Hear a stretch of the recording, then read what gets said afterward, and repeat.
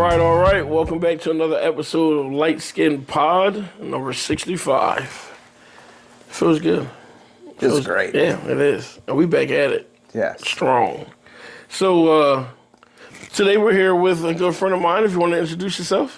Yeah, I am Amber Sadowski, and I work at Life House as the executive director, and I also serve on the Duluth School Board. Awesome. And just an active community member. Mm-hmm. Well, thank you for being here with us. Yeah, thanks for having me. Heck yeah. Number 65. Yeah, it's a good number. It is. Mm-hmm. And we've tried to make it work a couple times, but we're busy. Yeah. We are busy. busy. You guys are busy. Humans. Appreciate all you do for you our too. community and for our kids. You as well. And we said number 65 was going to be a big one. Gotta be a big We were one. going to have on a super special So guest. here we go.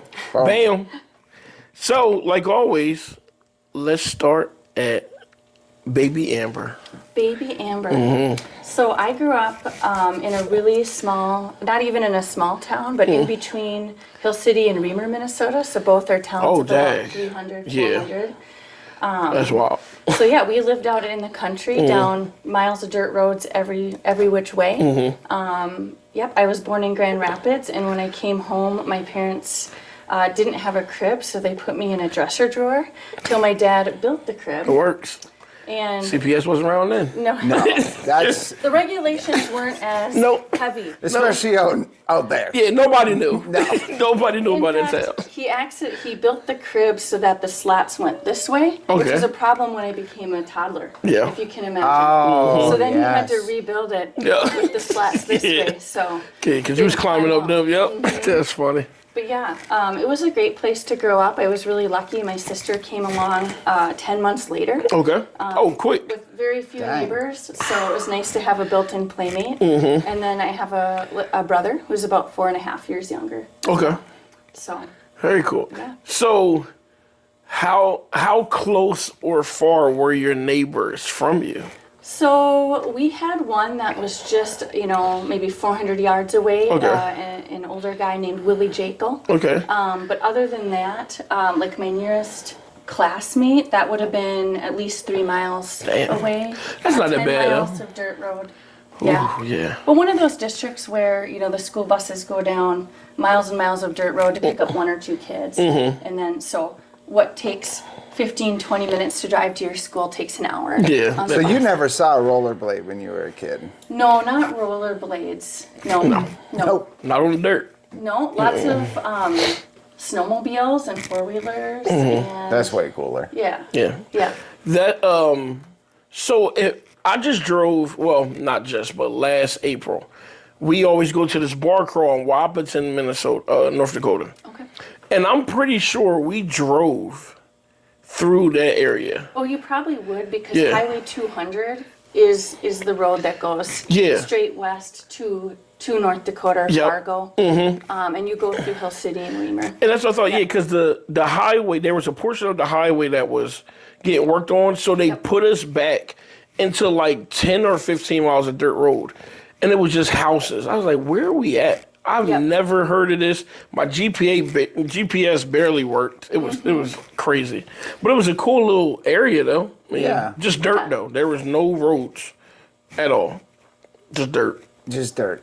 It was so what did your parents do? Because I'll say, oftentimes I do that. I go through the most random place and I think, where do these people work? Yeah, where did it work? Yeah. What'd they do? When I was first born, I believe my dad was a truck driver or did something like that with transportation. But pretty early on, he was really fortunate to get a job at Blandon Paper Company in Grand Rapids. That's the big one. We were just there. We were just there. So now it's called, I think it's UPM. It got bought out many years ago. It still says blind. Yeah, on the it. side, on the building it says Blandon still. Okay. Yeah, big, real big. Yeah. So over the years, they had different machines, and it's gotten smaller and smaller. They employ less and less people now than they used to. Okay. But that was a really nice job for him to have in that community. Yeah.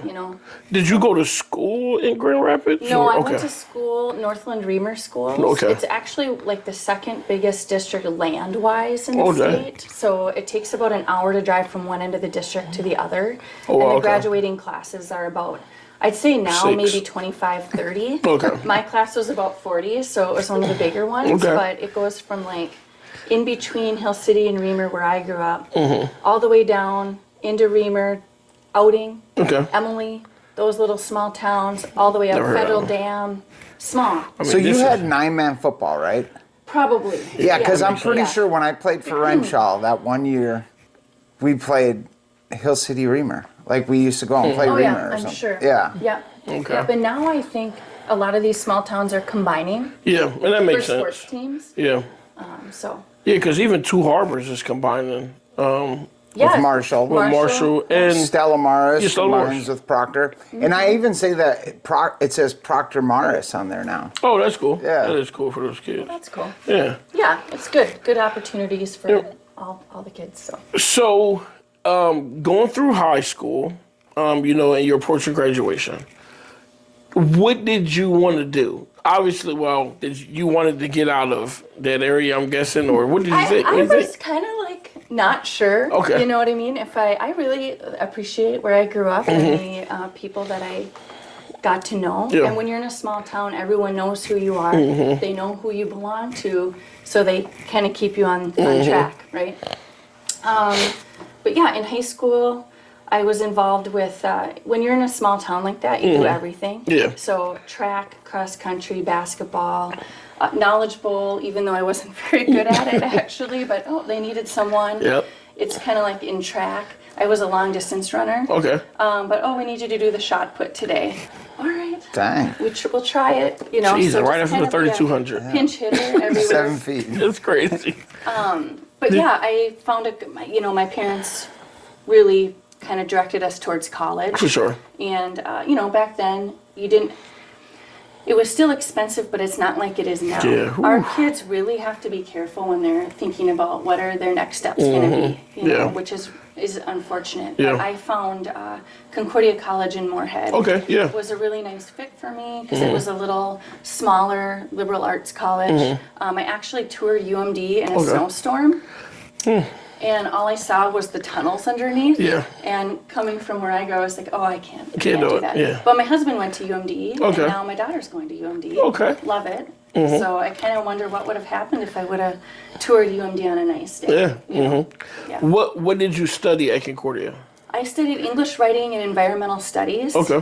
And then after college, I volunteered for a year in a program kind of like AmeriCorps. It's called Lutheran Volunteer Core. Okay. And I Is got- that through LSS or is that something totally different? No, something a little just different. Got it, okay. You live in an intentional community with other volunteers, and you get placed somewhere and you volunteer for a year. Got it. And you don't get paid, you get like a stipend, you get someplace to live.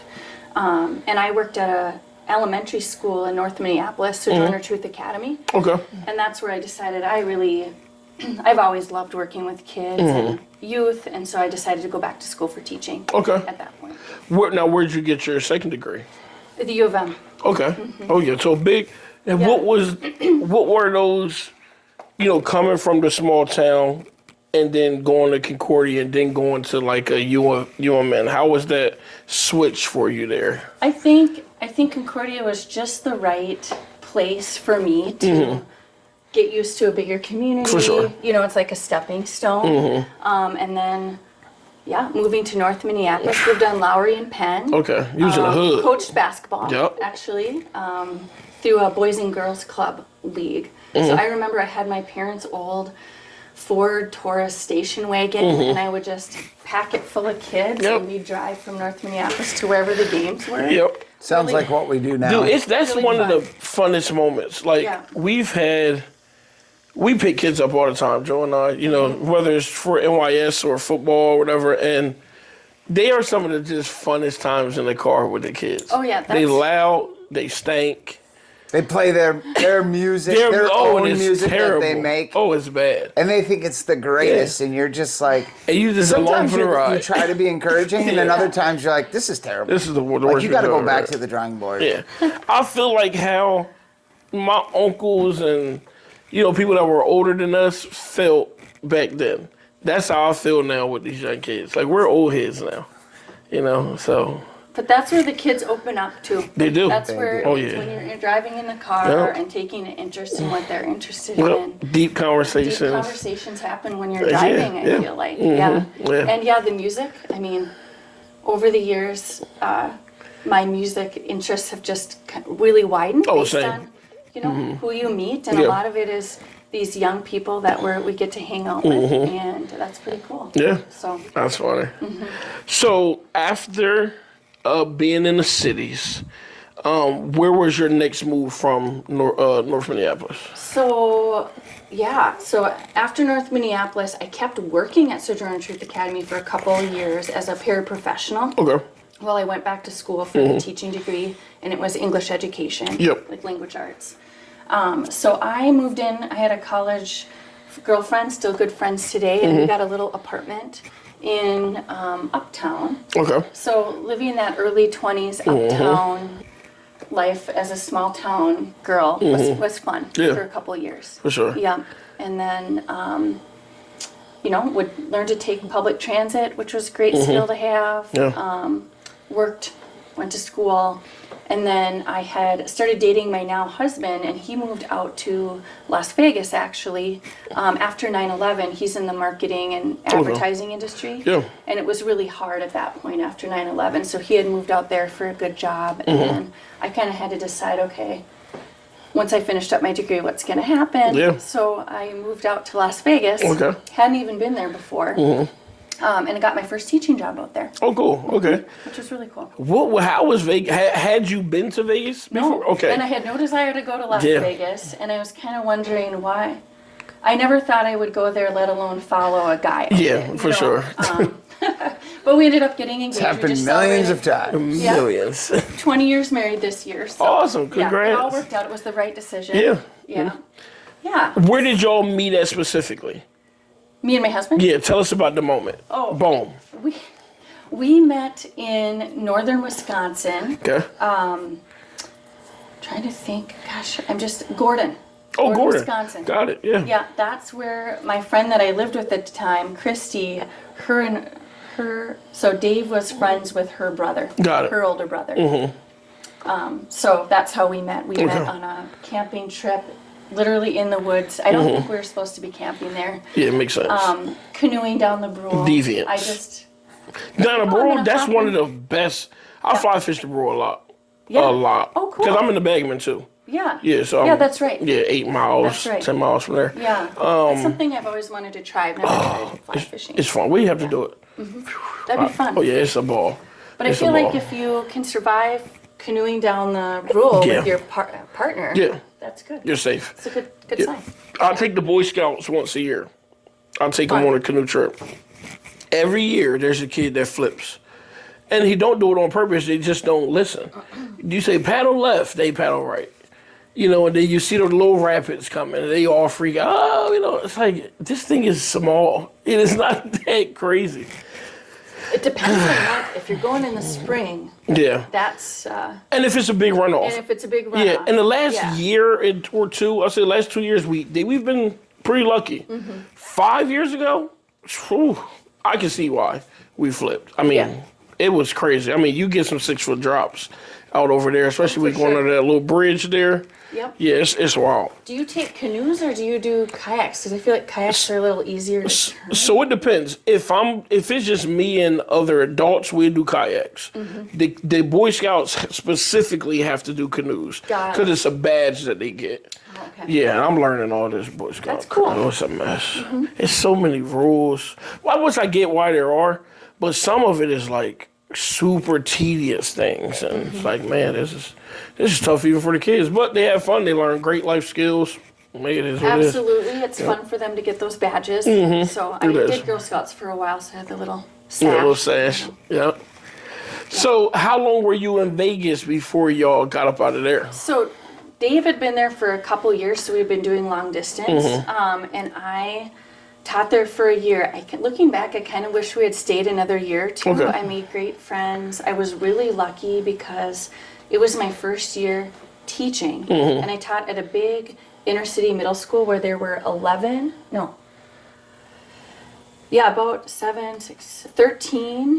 13-ish sections of 7th grade English. Damn. Yeah, and each of the sections had like 30 or 40 kids. And we had a little pie-shaped classroom. That wasn't Bishop Gorman, was it? It was Orr Middle School. Or okay. But I got to my other 7th grade English teacher that I got to teach with had just moved out there from Gary, Indiana. Her name was Letitia, and she was such a Is she talented from Gary? teacher.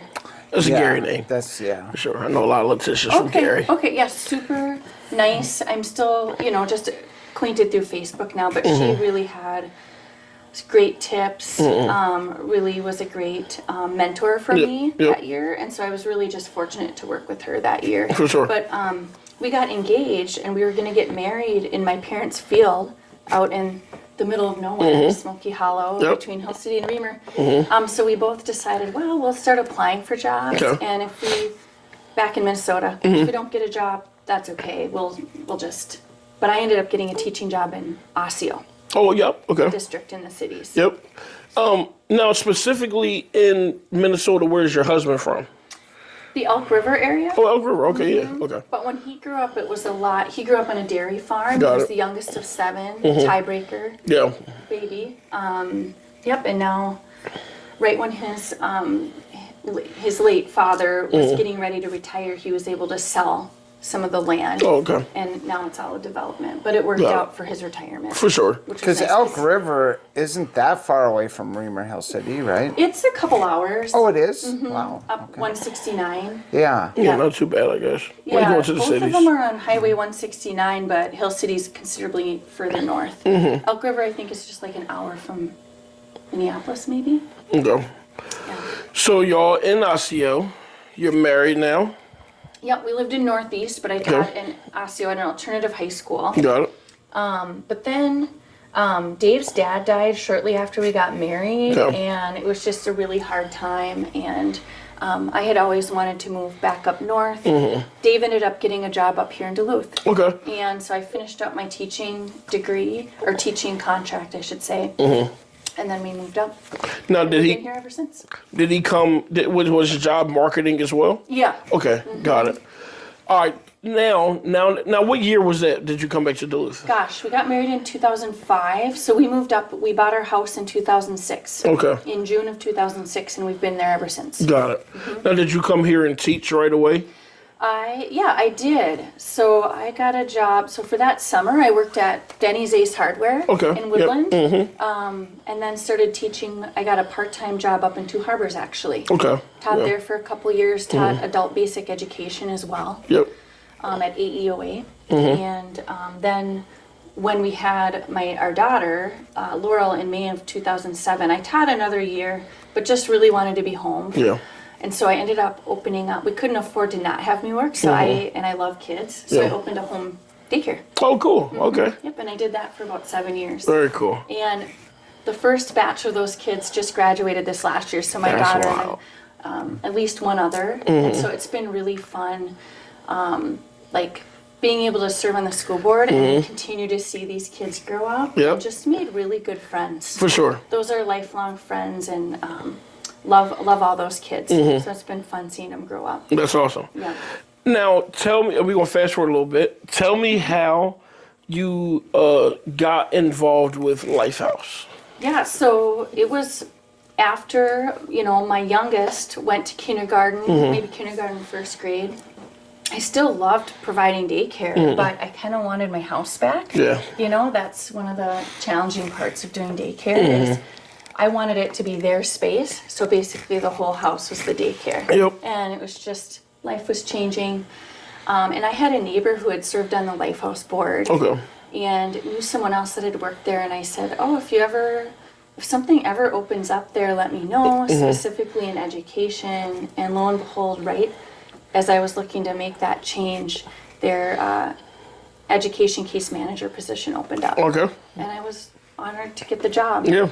So, yeah. How was that transition for you? Because, going from younger kids to, dealing with, 16 through 24-year-olds mostly? 14 to 24. 14? But yeah, you're right. Most of our that's- youth there are a little older than 24. We do serve some 14, Yeah. but a little older Yep. is our average. Yeah, and they struggle with, addictions or homelessness or, so how was that transition for you and how? Well, I think my experience is teaching like inner city Las Vegas and then at the alternative high school in Osseo where we had kids from that's a big district. Yeah. So you get kids from all sorts of different backgrounds. That really helped. Okay. a And lot. maybe, because obviously you two know a lot about Life House, maybe you can just explain what Life House is. Oh, sure. So Life House has been operating since 1991, and we serve youth 14 to 24. Probably about 80% of our youth have experienced homelessness at one point or another. We serve about 800 youth a year. So we have our drop-in youth center where we serve 2 meals a day. Yep. And basic needs, meal, showers, laundry, all of that. And then we have, that's kind of the on-ramp to all of our other programs, as Yeah. you know. So we have our housing program where we have 50 different units of housing in the community with case management on site. Part of that is our Soul House and our Safe Harbor program for Yep. youth who've experienced sexual exploitation and human trafficking. And then we have our, kind of over time, obviously youth need to be housed, but then, okay, how do we keep them housed? Yeah. That's kind of where our mental health and wellness program grew out of that. So we have 2 licensed therapists who can do therapy. We have a therapy dog named Agate. Yeah, I met the And dog. The dog then- is cool. Yeah. It's a cool ass dog. Peer recovery specialists, LADC, licensed alcohol and drug counselor, and someone who works with our youth and families. And then we have our Futures program, which is where I started at Life House, which is education and employment. Yep. So I helped start with youth. They did the hard work, but the Legitimate Hustle program, Yep. which is kind of on-site paid employment for youth, where they get to learn job skills on Yep. the site there. Yeah. Now, for the education piece, is that helping them get GED specifically, or It's really very tailored to whatever they need. Got it. So sometimes we're reconnecting youth back to high school. Got it, yeah. Whether it's Denfeld East or the alternative Or high ALC, school, because youth have until they're 21 to get their diploma. Yeah. So we kind of help them figure out like what's best for you. If Mm-hmm. you are 20 and you are only missing 2 credits, Yeah, we go knock see that out. Paula at the ALC, you know, and knock that out. Yeah. Or if you're a single parent, maybe a single mom who's almost 21 and you only have 8 credits, it's probably going to be really hard for you to get your diploma. Yep. You could do the adult diploma route, but that might be kind of hard when you're trying to make ends meet and Yep. take care of your little one. So maybe a GED is the better, faster route for you. So we Yep. just kind of tailor it to what's best for them. Dude, I took a practice GED test like a month ago. Failed. Yeah, that math is no joke. Listen, and I was very good in high school. This GED test, I don't know if the questions are different. I don't know what's going on with the math. The math, It's in high Joe. school equivalency. boy. Yeah. I'll tell you what, our kids, like starting in 6th and 7th grade, I'm out. Yeah. I don't It's understand no joke. this. School is different now. Yes. We do so much homework at NYS. These kids bring, and little kids, like you said, 6th, 7th, they bring work to me. I said, what is this? What are y'all learning this for? You're not using, and I'm not going to tell the kids they ain't going to use it. Because they're going to say, well, what the hell I'm doing it for? I can't tell them. Yeah. No, But but it's in my kinda mind, I'm true. thinking, this is, Because it is so oh complicated. my gosh. And I had to go to ALC when I was at Denfeld High School for math. Like, I had a hard time doing it then. Now, it's like a different language. Yeah. There's no way I can. And the way they got to write it out Yeah. is very, you know, the way you got to show your work is so different than It how is. we learned growing up, you know. I agree with that. I think it's good that kids can have that opportunity to kind of stretch their brains. I think about people in biochem or, you know, some things that are kind of beyond us but that are really important for maybe medical innovation. Yeah. You never know Yeah. that one kid where it's just going to be click. Boom. And if we don't give them those opportunities I know. to try. Yeah. That's a lot of kids getting frustrated for one of them to For make one it. of them. Let's and just try to hopefully- figure out early who that kid Yeah, is. for And real. the rest Like, of them can do let's the put them easy in a stuff. test or something. I Yes. don't know. Yeah. Yeah, well. How was so going from being a staff, and technically you still are, but I don't know what else word to use right now, to moving into the executive director position. How was that for you, and what challenges have you faced, as well as with some positive things that you're seeing? Well, number one, just the mission of Life House to Yeah. reconnect youth to their dreams, and our vision is to ensure that no youth is left alone, homeless, uncared for, fending for themselves. I live and breathe that. Yeah.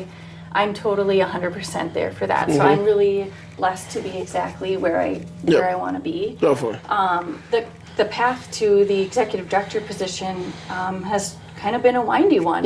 You know, I started as the teacher there, did that for 4 years, kind of moved into administration, not in the executive director role, did a little development, worked with our finance director for a little bit. So I got to see, which is really helpful to be in the executive director role and know what it's like to be in the shoes of definitely. everyone doing the case management, the boots on the ground, which is why we're there. That's the important work. Yep. I kind of view my position as I'm there to support their work, because really why we're there is for our youth. So I did work at Chum for about a year and a half as well. Okay. I got a job as their operations director. Oh, cool. Yeah. And then when things kind of started turning over at Life House a little bit, just some administrative turnover, I kind of came back to Life House as operations, Cool. and then interviewed for the ED position June of 24. Cool. Yeah. So yeah, that's kind of the windy road Yeah. towards that. But it's just really an honor. We have an amazing staff.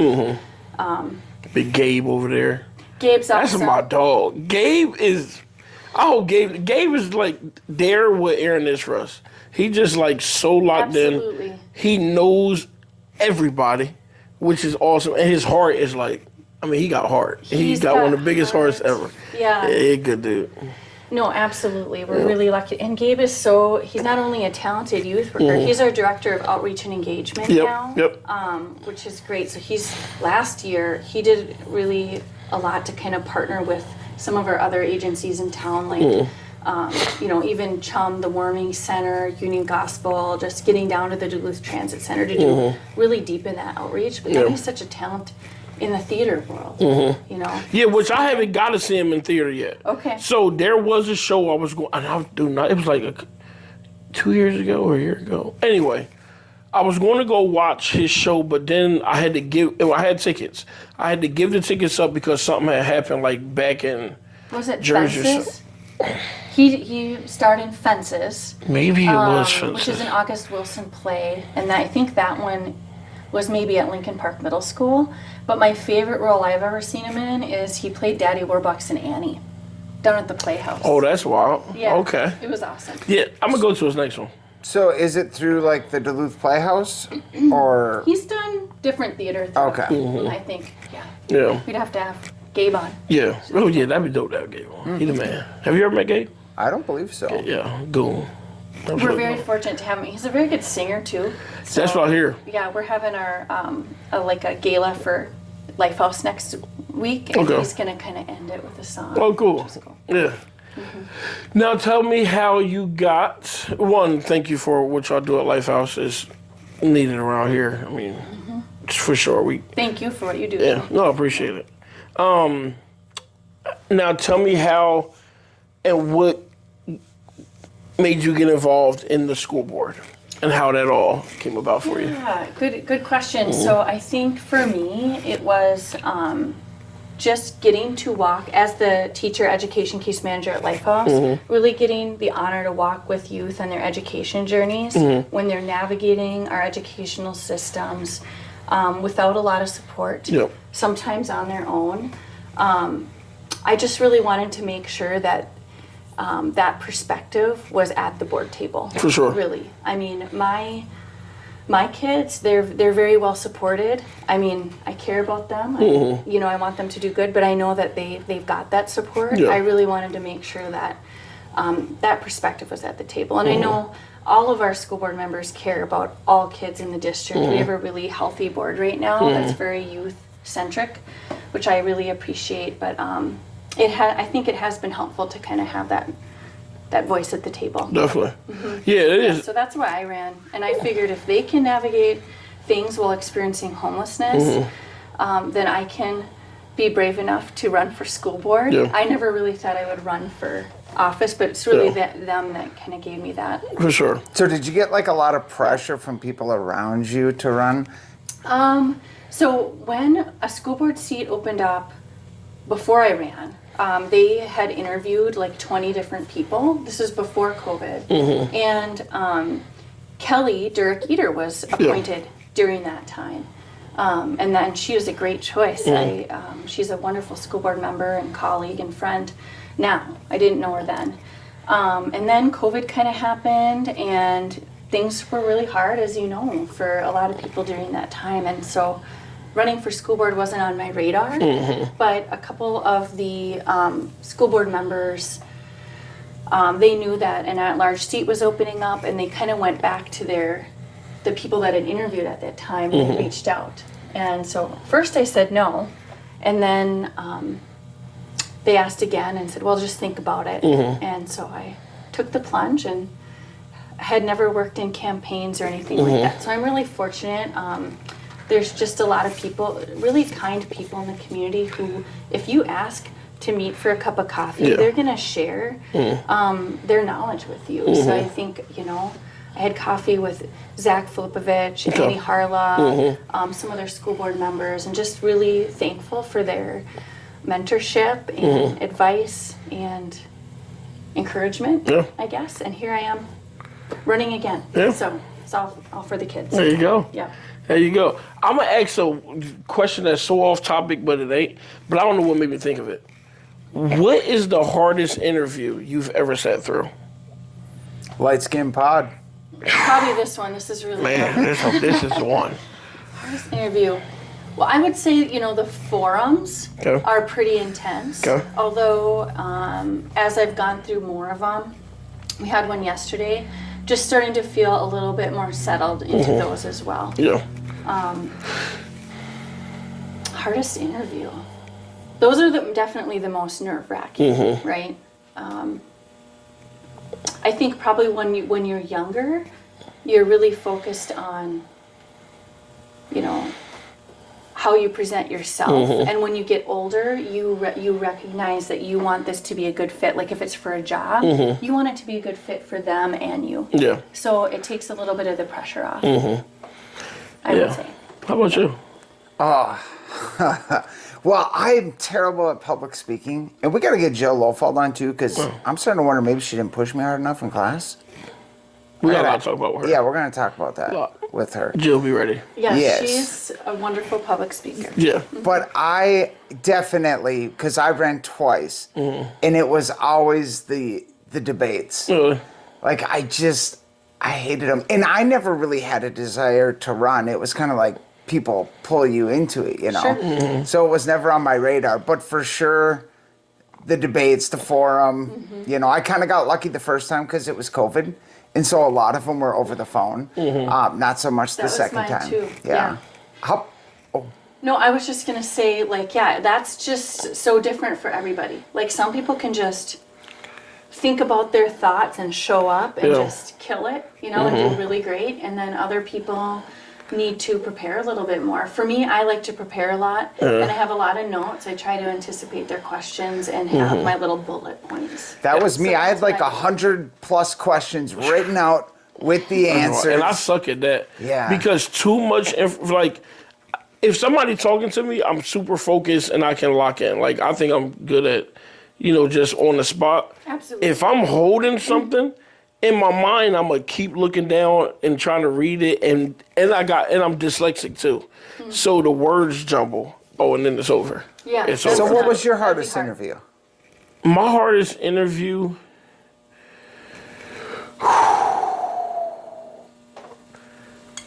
It might have been. I don't know. I know what it was. Yes, I do. All right, so. I ran these youth camps out on the East Coast, one in New York, one in Florida. And they also had like camps in like 40 different countries. And they wanted somebody to go run program at almost all of them. And I had traveled some before then, but I really wanted to go, but they had some like very experienced people. They wanted somebody to be bilingual, which I am not at all. I can say hola. Yeah. That's it. Nothing else. You're barely unilingual. What's that mean? Single? Yeah. I mean, I'm still working on English right now. So, but, and then some people, that were familiar with a couple of these countries, I was like, these are ones I've never been to. So I went to this interview. I didn't know what to expect. And it was a tough interview because, one, a lot of the people that you were interviewing with were the directors of these camps that their third or fourth language was English. So I couldn't even understand some of what they was asking. So that was tough. Answering questions about being bilingual, I don't know. Simple. But I ended up getting it. And I think that was even scarier than the interviews. I was like, damn, now what? So, but it was one of the funnest things I've ever done. But yeah, that was a very and that interview, it was a few of them. So it was like 4 or 5 different interviews. Everyone was hard. Yeah, that's Every single one of intense. them was crazy. All of them. But yeah, that probably was the hardest ones. But it worked out. Here we are. Look at us now, podcasters worldwide. Yeah. Worldwide. With Remer Sadowski. We're on the internet. Come on now, Facebook. Huge. And doing food reviews. And I'm we gonna check eating out. food. One of these times you're gonna have to come with us to do I one. would love to. Yeah, and In we'll fact, make sure it's a superior place. Yeah. We got Yeah, you. Superior. Or I was telling Joe about the Fallen Tavern over. Oh my goodness. They have The best fish fry. They have a good fish fry, and I really like their bourbon burger. Okay. So it's like a mushroom Swiss with a sweet bourbon sauce. thick burger or It's a little bit thinner, but it just Okay. kind of melts in your mouth. It's really good. I'll try it. And see, I'm not a burger guy. Okay. So I used to be when I was young. But if it's a smash burger, turn it up. We just did Burger Paradise or Madhouse. Madhouse Madhouse. Burger. Let me tell you, Nice. have you been there? No, I haven't, but I heard it's really good and that it's really affordable. And You gotta go. Yeah, I will. $4 beers. Let's just start there. Okay? For whoever drinks beer.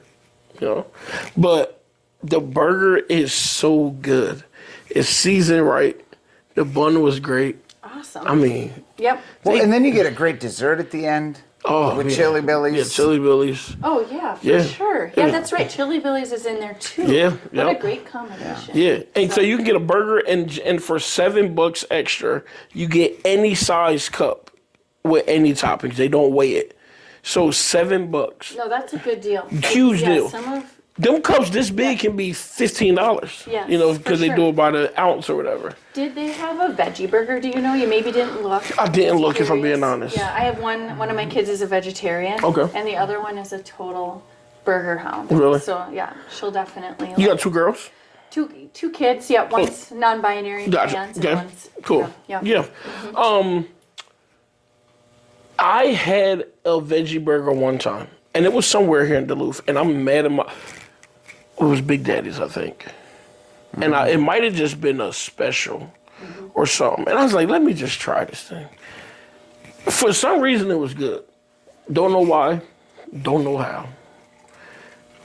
I'm not saying I'll ever do it again, but I think everybody should experience one veggie burger in their life. You know the wildest burger I ever had that shocked me? But, It was a peanut butter burger. oh, dude, I've had one of those, too. That was so good. They just put literally creamy peanut butter on it. Wow. And I have I not think tried that, but I like burgers and I like peanut butter. Yeah. So I'm telling you, it works. It was like egg and peanut butter. I think there was an egg on there too. I can't really remember. They got one of those at Big Daddy's. Yeah. Yeah, but when you eat it, like the peanut butter is super warm and it's like, it's so good. That's wild because you're not that type of guy. No. You don't venture out. I don't. But that was a great burger. good to know. Yeah. I'm proud of you. dude. Every once in a while. I like the wild proud of rice you. burger at the brew house. If you've never tried I don't know if I've had that They have yet. one called the Gale Force, and that one has like jalapenos, I think, on it. I love jalapenos. Ooh. Yeah, we're going to eat. I love food. Food is great. As we wrap up, there's a question we ask everybody. Towards the end, and don't think of it as going back something you would change, but the question is if you could go back and say something to a younger version of yourself. It can be last month. It can be 20 years ago. It can be kid version, whatever. What would you say to Remer Sadowski?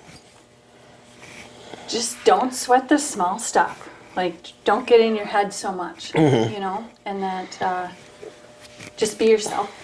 I think that's really hard for a lot of kids when they're growing up to know that. Yep. And sometimes it takes a little longer than others to kind of figure that out. But, yeah. Yeah. Great advice. Great advice. Dude, we've had some really good advice on here. That's a good one. Yeah. A lot of people do overthink sometimes and they miss out on opportunities. Yeah. You know? can really get in your head sometimes. For sure. You know? Yeah. So it's so short, but hey, get after it. I share a lot of these with Joey, Really? my youngest boy, because like sometimes people have such good advice. I'm like, you know what? This applies to him. Yeah. I should tell him. So I like that little segment we do For at sure. the end.